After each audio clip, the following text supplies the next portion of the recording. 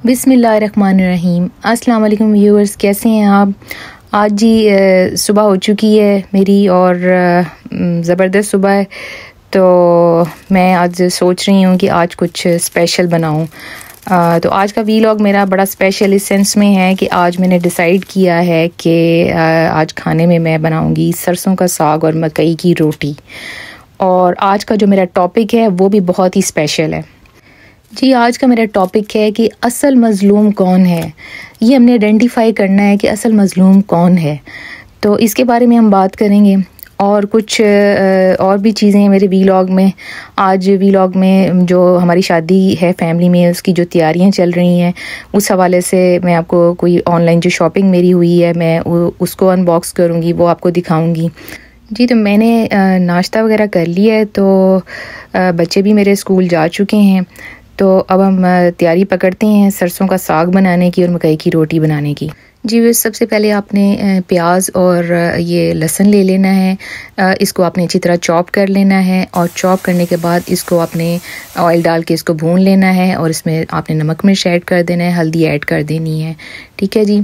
जी बस जब मसाला भून जाएगा तो आपने क्या करना है कि जो हमने पेस्ट तैयार की थी अपने साग की, वो इस मसाले में आपने ऐड कर देनी है और उसको बाद में आपने हरी मिर्चों और अदरक से तड़का लगा देना है और एंड में आपने इसमें मक्खन डाल देना है।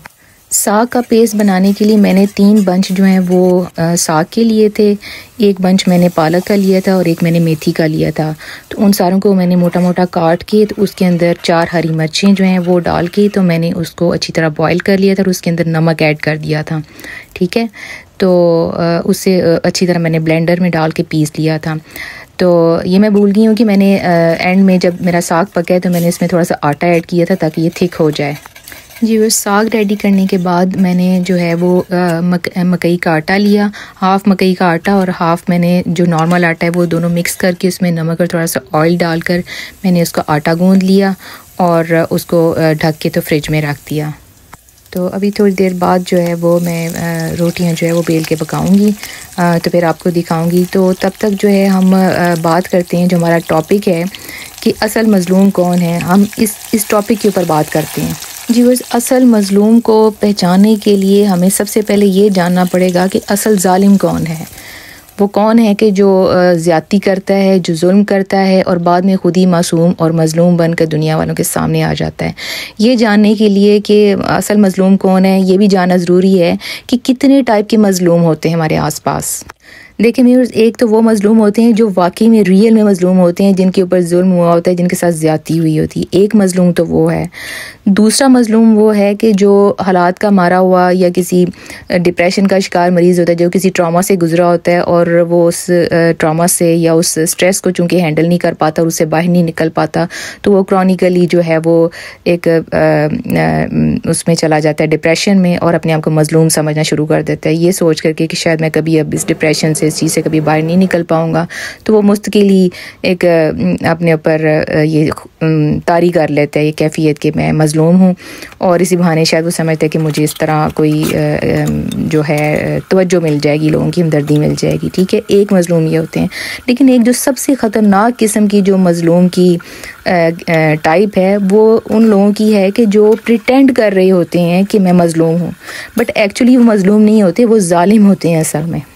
तो व्यूअर्स, आपके लिए ये बड़ा ज़रूरी है कि आप आंख बंद करके जिन लोगों को सपोर्ट कर रहे होते हैं ये समझ के कि ये मज़लूम है, ये आंसू बहा रहे हैं, ये पब्लिक में गले फाड़ फाड़ के चीख रहे हैं कि हम मज़लूम हैं, आपने आइडेंटिफाई करना है, आपने पहचानना है कि वाकई ये असल मज़लूम है भी या नहीं। अगर वो प्रिटेंड कर रहे हैं कि वो मज़लूम हैं तो फिर तो उनकी सपोर्ट करने वाला भी जो है वो गुनाहगार होगा। तो आपको कुछ भी करने से पहले या सपोर्ट करने से पहले अच्छी तरह इन्वेस्टिगेट करना चाहिए कि आया वो जो मज़लूम ज़ाहिर कर रहा है वो मज़लूम है या नहीं जी। और साथ साथ आप मेरी शॉपिंग भी देखते जाइए। ये मैं जो ऑनलाइन शॉपिंग मैंने शादी के लिए की है वो भी साथ साथ देखते जाइए। तो साथ साथ जो है मैं अपना जो टॉपिक है वो भी कंटिन्यू रखूँगी। हमने देखना है कि कौन से 6 तरीके हैं कि जिससे हम ऐसे मज़लूम की शनाख्त कर सकते हैं जो कि बहुत ही ख़तरनाक टाइप है कि जो एक्चुअली जुल्म कर रहे होते हैं, जो असल में जालिम होते हैं, और वही मजलूम बन के बैठे होते हैं और लोगों की हमदर्दियाँ गेन कर रहे होते हैं। ठीक है, तो हम उन 6 जो तरीके हैं शनाख्त के, उनके ऊपर बात करते हैं। जी बस नंबर 1 है लैक ऑफ पर्सनल अकाउंटेबिलिटी। जी ये सबसे पहले इनकी निशानी होती है कि ये फेक मजलूमियत जो है वो अपने चेहरे पे सजा लेते हैं, और लेकिन ये अपने आप को अकाउंटेबल नहीं करते, ये अपनी कोई गलती नहीं मानते, ये अपने ऊपर कोई बात आने ही नहीं देते। ठीक है, हर चीज़ जो है वो समझते हैं कि बस मैं राइट पे हूँ, मैं ही ठीक हूँ और दूसरे गलत हैं। ये हर गलती जो है वो दूसरों के सर पे थोप देते हैं। नंबर 2 पे है जी try to make you guilty, यानी ये आपको मुजरिम बना देते हैं। ये इतने झूठ बोलते हैं, इतने झूठ बोलते हैं कि लोगों को झूठ सच लगने लगे, और ये मतलब मजलूम आप होते हैं लेकिन ये आपको झूठा साबित करके तो ये खुद सच्चे बन जाते हैं और आपको गिल्टी बना देते हैं, आपको मुजरिम बना देते हैं। जी बस चलते चलते ये भी बता दूं कि ये ब्राइड का जोड़ा है जो हमने इसको गिफ्ट करना है, जो ननिहाल की तरफ से ये गिफ्ट चाहता है। लड़की का जोड़ा हमारी नीस है जिसकी शादी है, तो ये जोड़ा हम उसको गिफ्ट कर रहे हैं। देखिए कितना खूबसूरत है। तो चलते हैं दोबारा अपने टॉपिक की तरफ। नंबर 3 पे है जी डोंट अप्रिशिएट योर एम्पैथी। जी व्यूअर्स, इसका मतलब ये है कि ये लोग आपकी किसी अच्छाई को जो है अप्रिशिएट नहीं करते, किसी भी अच्छाई को। मतलब आपके अंदर कोई भी, अगर आपने कभी इनके साथ कोई अच्छाई की है, कोई नेकी की है, ये किसी चीज़ को अप्रिशिएट नहीं करते। बस हर चीज़ में आपको बुरा बनाएंगे, आपकी नाशुक्री करेंगे, आपको डिग्रेड करेंगे, आपको हकीर बनाएंगे हर चीज़ में। मतलब आपकी अच्छाई किसी काम की नहीं, जितना मर्जी आप इनके साथ अच्छा कर लें, ये आपकी किसी अच्छाई को अप्रिशिएट नहीं करेंगे, एडमिट ही नहीं करेंगे, एक्नॉलेज ही नहीं करेंगे कि आपने कभी ज़िंदगी में इनके साथ कुछ अच्छा किया था। और नंबर 4 पे है कि एक्सपेक्ट यू फिक्स देम। चूँकि ये लोग समझते हैं कि सब कुछ आपका ही किया जा रहा है और आपने ही हर चीज़ स्टार्ट की है, आप ही हर फसाद की जड़ आप हैं, तो आपने ही हर मामले को फिक्स करना है, आपने ही उस मामले को सुलझाना है, क्योंकि उनकी कोई अखलाकी जिम्मेदारी है ही नहीं है। क्योंकि वो इस चीज़ में अपने आप को बिल्कुल एक इनोसेंट बंदा जाहिर कर रहे होते हैं कि उनका तो कोई कसूर है नहीं, सारा कसूर बस आपका ही है, लिहाजा आपने ही इसको फिक्स करना है और आपको अपनी इस्लाह करनी है, उनकी इस्लाह नहीं करनी, क्योंकि वो तो फरिश्ता हैं, उनको तो इस्लाह की ज़रूरत नहीं है, तो सारी इस्लाह आपने ही करनी है। नंबर 5 पे है जी इग्नोर योर नीड्स और प्रॉब्लम्स। ये लोग जो हैं ये इस तरह के बेहिस लोग होते हैं कि उन लोगों को कोई बॉदर नहीं है कि आपकी क्या फीलिंग्स हैं, आपकी क्या प्रॉब्लम्स हैं, आपकी क्या नीड्स हैं। वो धड़ाधड़ आपके ऊपर जो है ना वो एक फायर खोल देते हैं, एक तोप का मुंह खोल देते हैं और बस वो झूठ बोलते जाते हैं, आपको नीचा दिखाते जाते हैं, आपके साथ ज़्यादतियाँ करते जाते हैं। उन्हें इस चीज़ से कोई बॉदर नहीं, कोई मतलब नहीं है कि आपकी क्या ज़रूरतें हैं, क्या फीलिंग्स हैं और क्या प्रॉब्लम्स हैं, किन किन चीज़ों से आप गुजर रहे हैं। चीज़ नंबर 6 पे है और मैनिपुलेटिव मीन्स कि वो आपको इतना कंफ्यूज करते हैं झूठ बोल बोल के और दुनिया वालों के सामने झूठ बोल बोल के कि वो आपने टर्म सुनी होगी ना कि झूठ इतना बोलो कि सच लगने लगे। तो ये लोग भी इसी तरह ही होते हैं, ये इतने झूठ बोलते हैं कि इवेंचुअली सुनने वाला यही समझता है कि वाकई यही सच है। और ये लोग इस तरह के होते हैं कि ये आपको इतना को टीज़ करते हैं, इतना को टॉर्चर देते हैं कि ये आपको उस बॉइलिंग पॉइंट पे लेके आना चाहते हैं कि जिसमें आप फट पड़ें। एक पॉइंट पे लाके खड़ा कर देते हैं कि जहाँ पे आपकी बर्दाश्त से बाहर हो जाती हैं चीज़ें और आप फट पड़ते हैं। और जब आप फट पड़ते हैं और कुछ रिएक्ट करते हैं या कुछ रिएक्शन में बोलते हैं तो ये सीधा सीधा और मजलूम बन के लोगों को दिखाते हैं कि देखो जी, देखा कितना ये बुरा इंसान है, देखो कितना मीन है, देखो कैसे बोल रहा है, देखो ये कैसे बुली कर रहे हैं हमें, कैसी बातें कर रहे हैं, कैसे लगा रहे हैं, देखो हम कितने मजलूम हैं। ये इनका एक टैक्टिक होता है कि ये आपको बॉइलिंग पॉइंट पे, ये अपनी सतह पे लेके आना चाहते हैं। जिस सतह के गिरे हुए लोग ये खुद होते हैं, ये आपको उस सतह पे लाना चाहते हैं।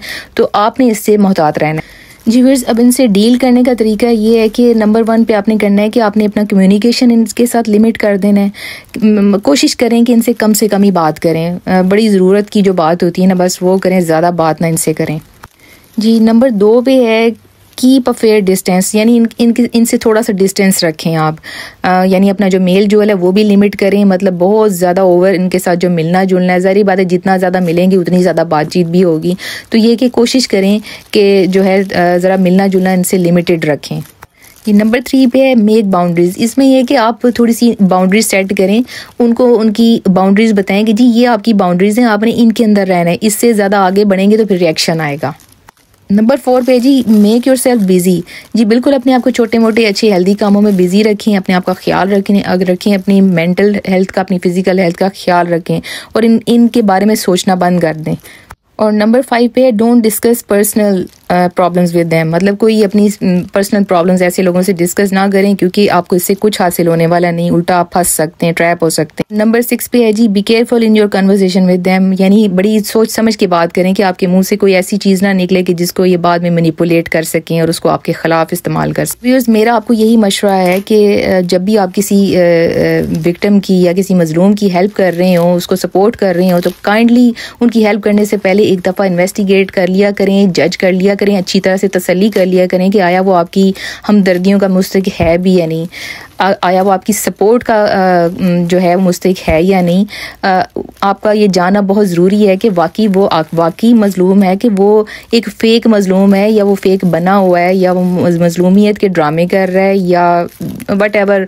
आप समझ गए होंगे कि मैं क्या कहना चाह रही हूँ। आपने जस्ट पहचानना है ऐसे नकली जो मजलूम है, कि आपके आसपास कौन है जो ड्रामे करता है या जो एक्ट करता है मजलूमियत के। तो आपने ऐसे लोगों की हेल्प नहीं करनी, बल्कि जो जेन्युइन मजलूम है, जिन्हें वाकई आपकी हेल्प की, आपकी केयर की, आपकी हमदर्दियों की ज़रूरत है, आप उनकी हेल्प करें। ये लोग जो हैं, जो नकली मजलूमियत के ड्रामे करते हैं, ये तो नकली आंसू भी बहा लेते हैं, रोने वाली आवाज़ें भी निकाल लेते हैं, चीखते भी हैं, चलाते भी हैं, पब्लिक में भी जो है वो तमाशे भी करते हैं, सारा कुछ करते हैं। लेकिन ये आपकी जो है वो अकल के ऊपर क्वेश्चन मार्क है ना, कि आपको इन लोगों की जो है वो समझ लगे कि ये वाकई असली आंसू हैं, या कि ये प्रिटेंड कर रहे हैं। तो ये चीज़ आपने देखनी है ज़रूर। व्यूअर्स, ये आपने अपने आप को जो है वो ऐसे ख़तरनाक लोगों से बचाना है जो आपको मैनिपुलेट करते हैं, जो आपको कंफ्यूज करते हैं, जो आपको यूज़ करते हैं, जो मुफ्त में आपकी जो है हमदर्दियाँ वो समेटना चाहते हैं, और जो अपने जो है नापाक इरादे, फजूल इरादे उनमें जो है कामयाब होना चाहते हैं, या कोई बेनिफिट लेना चाहते हैं, कुछ भी वट एवर जो भी उनके दिमाग में है। लेकिन आपने ऐसे लोगों के झांसे में बिल्कुल नहीं आना। आपने अपनी अक्ल इस्तेमाल करनी है। आपको अपनी अकल पे कॉन्फिडेंस होना चाहिए कि जो भी आप जज करेंगे किसी के बारे में, तो लेकिन बिना सोचे समझे किसी के ऊपर ट्रस्ट ना करें। अगर कोई आपके सामने आके आंसू बहाना शुरू कर दे और किसी के बारे में, किसी की कैरेक्टर असैसिनेशन करना शुरू कर दे, तो आपने उसके ऊपर नहीं जाना स्ट्रेट वे। आपने सबसे पहले उसको इन्वेस्टिगेट करना है अच्छी तरह, और उस बंदे को भी जज करना है जो आपको ये स्टोरी सुना रहा है, कि उसकी बातों में कितनी सच्चाई है। और जो मैंने आपको 6 वेज़ बताए हैं ऐसे लोगों की एक शनाख्त बताई है, आप देखें कि क्या वो क्राइटेरिया इनके ऊपर पूरा फिट बैठ रहा है कि नहीं बैठ रहा। तो व्यूअर्स, ये था मेरा ये टॉपिक। उम्मीद है आपको इस टॉपिक से ज़रूर कोई फ़ायदा हुआ होगा, और आपको कोई अच्छा नॉलेज मिला होगा, कोई अच्छी अवेयरनेस मिली होगी। तो वापस आते हैं बैक टू माय शॉपिंग। ये मेरी शॉपिंग है। ये देखें, मैंने कुछ क्लच बैग्स लिए हुए हैं।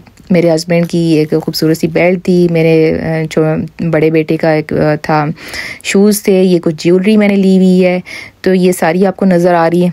आजकल आपको पता ही है कि हमारी शादियों पे ज़रा हैवी ज्वेलरी का ट्रेंड फिर से वापस आ गया। जो बड़े हार थे जो किसी ज़माने में पहने जाते थे, वो भी इन हो गए हैं। कुंदन की ज्वेलरी भी बहुत इन हो गई है। तो मेरे पास ये चीज़ें नहीं थी, तो मुझे फिर ये सारी कलेक्ट करनी पड़ी हैं। कुछ मैंने बाज़ार से ली, और कुछ मैंने ऑनलाइन जो है वो शॉपिंग की। तो मेरा काफ़ी मुद्दत होगी, मैंने तो ये कभी बड़ा हार कभी पहना नहीं, लेकिन बहरहाल अपने बारात के ड्रेस के साथ मैंने ये जो है बड़ा हार मैंने लिया है। और इसके साथ मैंने ये गलूबंद है, ये भी साथ में पहनना है। तो उम्मीद है आपको मेरी ये शॉपिंग जो है ये भी पसंद आई होगी। ये चूड़ियाँ भी हैं साथ। काफ़ी मुद्दत बाद ज़रा मैं इतनी हैवी ज्वेलरी पहन रही हूँ। तो ये मैंने एक बैग लिया था मैंने प्राइमार्क से। तो इसके अंदर मैंने ये सारी अपनी जो ज्वेलरी है ये रख दी है। व्यूअर्स, होपफुली आपको मेरा ये टॉपिक और मेरी ये ऑनलाइन जो शॉपिंग मैंने की है ये देखने का मज़ा आया होगा, सुनने का मज़ा आया होगा। तो आइए अब चलते हैं आगे। हमारी जो मकई की रोटियां तैयार होनी है, अब उसकी तैयारी पकड़ते हैं। तो अब चलते हैं किचन में और अपनी रोटियां जो है वो बनाते हैं और आपको फ़ाइनल लुक दिखाते हैं। जी, ये रोटियां मैंने बेलनी शुरू कर दी हैं। तो अब देखिए कि ये रोटी पक के कैसी तैयार होती है। देखें ये बिल्कुल टूट नहीं रही हैं क्योंकि इसमें मैंने थोड़ा सा नॉर्मल आटा भी यूज़ किया हुआ है हाफ़, तो थोड़ा ऑयल भी यूज़ किया हुआ है, तो ये बिल्कुल टूट नहीं रही हैं। बेलने के दौरान यूजुअली अक्सर होता है कि वो रोटियां जो हैं वो टूट जाती हैं, क्रैक्स आ जाते हैं उसमें, तो बहरहाल ये बिल्कुल ठीक है। व्यूअर्स, मकई की रोटी बनाने के लिए जो है ना, मैंने जो आटा लिया था उसमें 2 टाइप के आटे होते हैं, एक फ़ाइन होता है और एक कोर्स होता है। जो कोर्स आटा है वो उससे रोटी जो है वो इतनी अच्छी नहीं बनती क्योंकि वो ज़रा मोटा होता है, तो उससे जो है वो ज़्यादा क्रैक्स आना शुरू हो जाते हैं रोटी में। तो ये आपने मेक श्योर करना है जब भी आपने आटा लेना है मकई का रोटी बनाने के लिए, तो वो कोर्स नहीं होना चाहिए, वो फ़ाइन आटा होना चाहिए, बिल्कुल बारीक आटा। तो ये देखिए जी हमारी रोटी पक रही है तवे के ऊपर। ये हमने ऑयल डाल के दोनों साइडों से इसको फ्राई कर लेना है। तो ये ज़बरदस्त बड़ी क्रिस्पी सी जो है ये रोटी जो है वो तैयार हो रही है। ये सर्दियों की हमारी बड़ी ट्रेडिशनल डिश है, मकई की रोटी और सरसों का साग। पहले वक्तों में तो ये इसे एक गांव की डिश ही समझा जाता था, लेकिन बहरहाल अब ये बड़ी फ्रीक्वेंटली शहरों में भी यूज़ होती है। तो आप भी ट्राई करें, आप भी खाएं। और अगर आपको मेरा ये वीलॉग, मेरी ये वीडियो पसंद आई हो तो प्लीज़ इसको सब्सक्राइब करें और लाइक करें और अपने रिव्यूज़ दें कि आपको मेरी ये डिश कैसी लगी, मेरी शॉपिंग कैसी लगी, और जो आज हमने टॉपिक डिस्कस किया है ये सच सच बताएं कि वो आपको कैसा लगा, आपको मज़ा आया या नहीं आया। और अपने आसपास ज़रा ढूंढ के देखें कि आपको ऐसे कितने को नकली मज़लूम आसपास अपने नज़र आते हैं। ये आपने मुझे आइडेंटिफाई करके बताना है कि आया वाकई आपको ऐसे लोग आपके आसपास हैं या नहीं। डेफिनेटली होंगे, ऐसा नहीं हो सकता क्योंकि बड़ा कॉमन हो गया अब तो ये। तो फिर किसी दिन मिलेंगे जी नेक्स्ट वीडियो में किसी नेक्स्ट अच्छे टॉपिक के साथ जी। तब तक के लिए मुझे इजाज़त दीजिए और सब्सक्राइब करना मत भूलिएगा, लाइक करना मत भूलिएगा। तो फिर इंशाल्लाह आपसे नेक्स्ट मुलाकात होगी। ओके जी, अल्लाह हाफिज़।